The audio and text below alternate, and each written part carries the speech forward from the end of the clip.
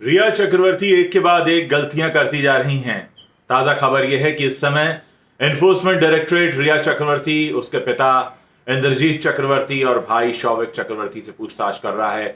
श्रुति मोदी भी पहुंचने वाली हैं और सिद्धार्थ पिठानी को भी बुलावा भेजा जा चुका है। लेकिन दो हैरान करने वाली बातें सामने आई हैं। पहली बात तो यह कि रिया ने अपने एक फोन नंबर को ईडी से छिपा लिया। जब उनके फोन के डेटा का बैकअप लेने की बात आई तब इस बात का खुलासा हुआ कि असल में उनके पास दो नंबर हैं, जिनमें से एक नंबर वो लगातार इस्तेमाल करती रही हैं, फिर भी इन्फोर्समेंट डायरेक्टरेट को उन्होंने नहीं बताया। दूसरी बात ये कि इन्फोर्समेंट डायरेक्टरेट उनसे उनके जुहू वाली प्रॉपर्टी के बारे में पूछताछ कर रहा है। इसी बीच पता यह चलता है कि उनके पास मलाड में भी, मुंबई के मलाड एरिया में भी एक प्रॉपर्टी है। अब सवाल यह है कि जिस रिया चक्रवर्ती की इनकम 2018 तक 18 लाख रुपए से भी कम थी, उसके पास नवी मुंबई में, जुहू में, मलाड में, खार में ये इतनी सारी प्रॉपर्टीज कैसे आई? सब जानते हैं कि मुंबई देश का सबसे महंगा शहर है और मुंबई में देश की सबसे महंगी प्रॉपर्टीज मिला करती हैं। ऐसे में किसने सपोर्ट किया? क्या यह पैसा सुशांत के बैंक अकाउंट से निकाला गया?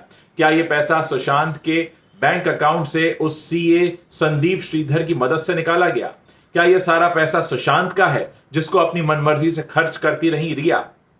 ये वो सारे सवाल हैं जिनका जवाब एनफोर्समेंट डायरेक्टरेट उनसे पूछने वाला है। और जिस तरह से जांच जिस दिशा में जा रही है, मुझे लगता है कि बहुत जल्द ही एनफोर्समेंट डायरेक्टरेट उनको अपनी गिरफ्त में ले सकता है। और ये वो सारे सवाल मुंबई पुलिस से भी हैं कि क्यों 1.5 महीने की पूछताछ के दौरान भी उनके सामने ये सच आया नहीं, या वो इस सच को जानते थे और फिर भी इस दिशा में जांच शुरू नहीं की। ये बहुत सारे सवाल हैं। और सबसे बड़ी बात यह है कि इस समय रिया चक्रवर्ती और उनके परिवार के बारे में एक बात खुलकर सामने आ चुकी है कि पिछले कुछ महीनों के दौरान चक्रवर्ती फैमिली ने सुशांत सिंह राजपूत के पैसे को जमकर भोगा, उसको अपने मनमर्जी से खर्च किया, मनमर्जी से इन्वेस्ट किया, उनको दवाओं के सहारे बेहोश रखा, उनको ज्यादातर समय सुलाते रखते थे, उनके ऊपर पूरा कंट्रोल रखते थे, उनको अपनी फैमिली से बात नहीं करने देते थे। और ये बिल्कुल अलग तरह का मामला एक तरह से बनता जा रहा है।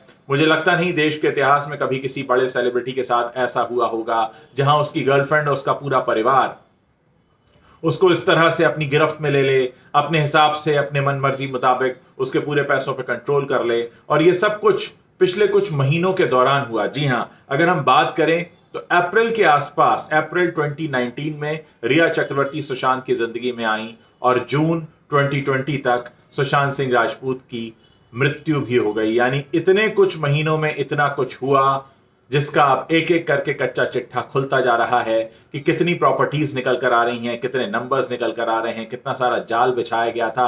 सब कुछ एक तयशुदा तरीके से किया गया, एक साजिश रची गई जिसमें चक्रवर्ती का पूरा परिवार शामिल था और अपने लोगों को उन्होंने इस तरह से प्लांट किया जिससे कि वो अपनी इन मंसूबों को कामयाब कर सकें। लेकिन कहते हैं कि पाप का घड़ा जब भर जाता है, जब जब झूठ पे झूठ बोला जाने लगता है, तो कहीं ना कहीं से सच की आवाज आती है। और सच की आवाज जब आती है, उस पर जब ऊपर वाले की लाठी पड़ती है, तो आपको पता ही है कि क्या होता है जो समय हो रहा है।